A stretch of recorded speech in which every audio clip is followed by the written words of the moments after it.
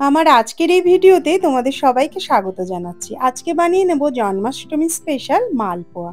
তাহলে চলো বানানো শুরু করি। আজকে মালপোয়াটা বানাবো মুগের ডাল দিয়ে। এখানে নিয়ে নিচ্ছি হাফ কাপ মুগের ডাল। এটাকে ভালো করে ধুয়ে নিয়ে অন্তত 3 ঘন্টা মতো জলে ভিজিয়ে রাখতে হবে। মুগ ডালটা এখন খুব ভালো মতো ভিজে গেছে। এবার এটাকে পেস্ট করে নেব। ডালটা মিক্সিতেই বেটে নেব। তার জন্য ব্যবহার করছি দুধ। এখানে দুধ দিয়ে ডালটাকে বেটে নিতে হবে। 1 কাপ পরিমাণ দুধ এখানে আমি নিয়ে নিয়েছি, তার থেকে কিছুটা দিয়ে দিলাম বাটার জন্য। এখন ডালটা বেটে নেওয়া হয়ে গেছে, আর ডাল বাটতে আমার হাফ কাপ মতো দুধ লেগেছে। আর ডালটা একদম মিহি করে বাটতে হবে। দেখো টেক্সচারটা যেন এরকম ঠিক স্মুথ হয়। এখন মালপোয়ার জন্য ব্যাটারটা তৈরি করে নিচ্ছি। দিয়ে দিচ্ছি 1/4 কাপ ময়দা, 1/4 কাপ সুজি, 2 টেবিল চামচ চিনি দিচ্ছি। চিনি দিলে মালপোয়াটা যখন ভাজবো কালারটা ভীষণ সুন্দর আসবে। এর মধ্যে একটু এলাচের গুঁড়ো দেবো, সেই জন্য 3টে এলাচকে ভালো করে গুঁড়ো করে নিয়ে খোসাটাকে বাদ করে দিয়েছি। দিয়ে গুঁড়োটা এর মধ্যে দিয়ে দিলাম। আর দিয়ে দিলাম 1/4 চামচ মৌরি। মৌরির ফ্লেভারটা মালপোয়ার মধ্যে ভীষণ ভালো লাগে। এবার অল্প অল্প করে দুধ দিয়ে ব্যাটারটা তৈরি করে নেব। একবারে পুরো দুধটা দেবো না, কনসিস্টেন্সিটা একটু দেখে নিতে হবে, আর অল্প অল্প করে দুধটা মেশাতে হবে। এখানে আমার পুরো 1 কাপ দুধই লাগলো। হাফ কাপ দুধ লেগেছিল মুগের ডালটা বাটার জন্য, আর অর্ধেকটা লাগলো এখানে ব্যাটারটা তৈরি করার জন্য। এবার ব্যাটারটাকে কিছুক্ষণ রেস্টে রেখে দেব। এখন চিনির শিরাটা বানিয়ে নেব। এখানে নিয়ে নিয়েছি 1.5 কাপ চিনি আর 1.5 কাপ জল, মানে চিনি আর জলের পরিমাণ কিন্তু সমান সমান। এবার চিনিটা যখন গুলে যাবে তখন দিয়ে দিচ্ছি একটুখানি দুধ। তাহলে কি হবে, চিনির ময়লাটা যদি কিছু থাকে সেটা কেটে যাবে। আর এরকম হাতা দিয়ে ঘুরিয়ে পুরো ময়লাটাকে বার করে চিনিটাকে একদম পরিষ্কার করে নিতে হবে। চিনিটা পরিষ্কার হয়ে গেলে দিয়ে দিচ্ছি 3টে এলাচ একটুখানি ফাটিয়ে দিলাম, আর দিয়ে দিচ্ছি অল্প একটু কেশর।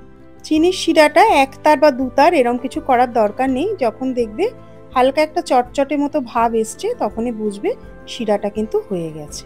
ব্যাটারটা আধ ঘন্টা রেস্টে ছিল। এবার একটু কনসিস্টেন্সিটা চেক করে নিতে হবে। কনসিস্টেন্সিটা দেখো এরকম একটু ফ্লোয়িং কনসিস্টেন্সি কিন্তু থাকবে। এখানে আর দুধের ব্যবহার করছি না, টোটালে আমার 1 কাপ দুধই এখানে লাগলো। এবার একটা হ্যান্ড হুইস্কার দিয়ে ভালো করে একটু ফেটিয়ে নিলাম। এখন দিয়ে দিচ্ছি হাফ চামচ বেকিং পাউডার। বেকিং পাউডার দিয়ে আর একটু ভালো করে মিশিয়ে নিয়ে মালপোয়াগুলো ভেজে নেব। অলরেডি তেল আমি গরম করে নিয়েছি। তেলটা কিন্তু একটু মিডিয়াম গরম রাখতে হবে। অতিরিক্ত গরম তেলের মধ্যে মালপোয়াগুলো দেওয়া যাবে না। তেলটাও মিডিয়াম গরম হবে, আর গ্যাসের ফ্লেমটাকেও মিডিয়ামে রেখেই ভাজতে হবে। যখন মালপোয়াটা একটু সেকে আসবে তখন ওপর থেকে হালকা হালকা করে এরকম তেল দিয়ে দিতে হবে, এবং উল্টে পাল্টে একদম লাল করে ভেজে নিতে হবে। মালপোয়াটা এখন সুন্দর ভাজা হয়ে গেছে। এবার একটা চামচ দিয়ে ভালো করে চেপে যে এক্সেস অয়েলটা আছে সেটা একটু বার করে ফেলে দিলাম। তেল থেকে তুলে নিয়ে মালপোয়াটা গরম থাকতে থাকতেই চিনির রসে দিয়ে দিতে হবে। মালপোয়াগুলো ভাজার পর অবশ্যই কিন্তু এরকম চেপে চেপে এর এক্সট্রা অয়েলটা কিন্তু বার করে দিতে হবে। মালপোয়াগুলো গরম থাকতে থাকতেই একটা চামচ দিয়ে একটু উল্টে পাল্টে দিতে হবে, যাতে চিনির রসটা ঠিকঠাক মতো মালপোয়ার মধ্যে ঢোকে। গত বছর জন্মাষ্টমী স্পেশাল বানিয়েছিলাম তালের মালপোয়া, সেই রেসিপিটাও একবার দেখতে পারো, লিঙ্কটা আমি মেনশন করে দেব।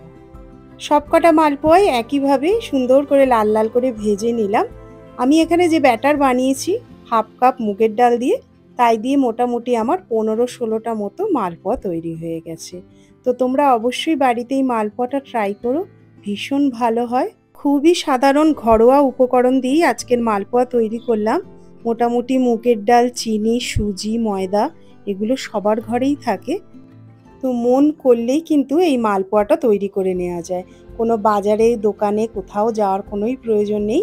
ঘরোয়া সামগ্রী দিয়ে খুব সুন্দর একটা আজকে রেসিপি তোমাদের সাথে শেয়ার করলাম। অবশ্যই কিন্তু এটা ট্রাই করো। ওপর থেকে একটুখানি আমন্ড কুচি ছড়িয়ে দিয়ে পরিবেশন করলাম। আমার আজকের এই ভিডিও যদি ভালো লাগে একটা লাইক করে দিও। আর তোমরা সবাই অনেক ভালো থেকো, সুস্থ থেকো। তো জন্মাষ্টমীটা খুব ভালোভাবে তোমরা সেলিব্রেট করো। এখন একটা মালপোয়াকে কেটে দেখিয়ে দেব। মালপোয়াটা ভীষণ সফট হয়েছে, আর চিনির রসটাকেও কিন্তু খুব ভালোভাবে অ্যাবজর্ব করেছে। তো রেসিপিটা ট্রাই করলে অবশ্যই কমেন্ট করে জানিও। আজকের ভিডিওটা এখানেই শেষ করছি। সবশেষে তোমাদের জানাচ্ছি হ্যাপি জন্মাষ্টমী ইন অ্যাডভান্স। সবাই অনেক ভালো থেকো, সুস্থ থেকো। তোমাদের সাথে আবার খুব শিগগিরই দেখা হবে নতুন একটা ভিডিও নিয়ে।